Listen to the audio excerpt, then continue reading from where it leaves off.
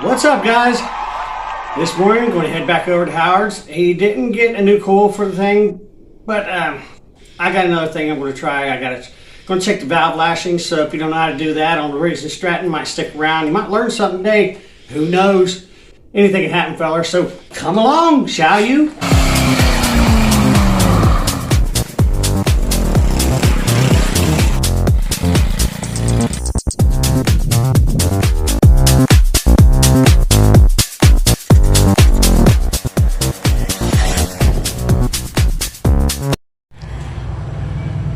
Okay, here we are out at Howard's, and as you can see, I've already got the cover removed.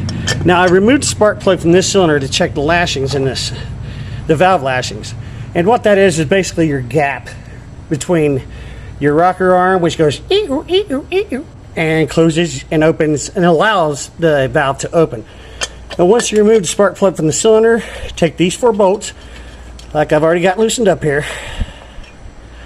And you remove these little 4 bolts. This is your valve cover.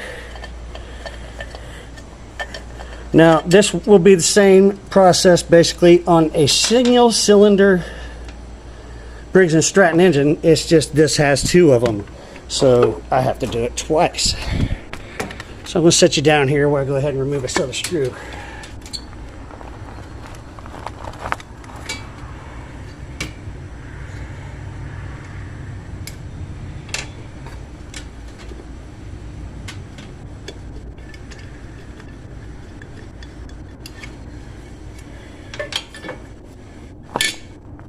Okay, which exposes your valves once you get that off. And there's your valves, okay? Now, you want to make sure that your piston for that cylinder is at top dead center of your compression stroke, which I just had done this because I just checked these valve lashings and they're fine, but the video didn't turn out so good, so I'm doing it again. So this is on its compression stroke. If it's on an intake stroke, these will be tight. You will not see that little bit of jiggle there I got in there. That will be tight. You won't be able to move those if it's on an intake stroke. So you roll it back around one more time and you'll feel the piston drop with your screwdriver in there resting on top of it, and bring it back up to where it's top and getting ready to drop again. Back it up, make sure it's at top dead center, and you'll have this little bit of slack. Then you grab the filler gauges. Right here we have our filler gauge, 0.005,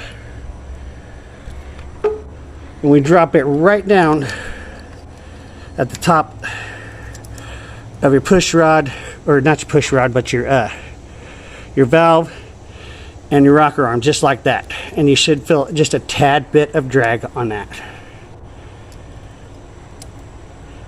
Now, we do on these.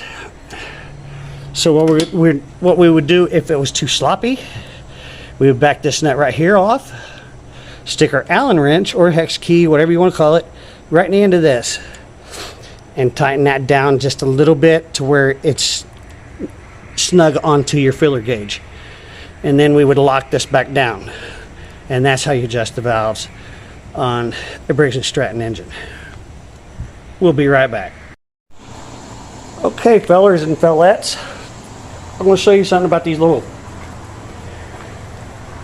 engines. These things, the majority of them are fuel fed through gravity feed, which requires the gas line, here's the gas tank, to be above the intake line of the carburetor, which is right here. Okay, well, this one's obviously not like that. It can't be gravity fed. So then, in which case, they give what they call a pulse pump to these little engines, which, you know, gives a little bit of suction to keep the gas flow moving. And here we go. Okay, this pulse pump requires suction from the vent right here, which is not even, you know, as you can see, you shouldn't see that hole. That should be down in there as well. So, you know, there's an issue right there. Low fuel pressure will cause a small engine to essentially backfire through the carburetor. And also what will cause it is dry rotted gas lines, which we have here. This sucker is I don't know, about maybe a week and a half older than dirt. So we got issues here. So we're going to try replacing this stuff and see if we can't get that fixed. Well, we found Howard's problem. There's his push rod. It was all busted and laying loose in there. His rocker's broken in the middle. So there's really nothing we can do to help Howard out, unfortunately. This engine has, well, it's done its due.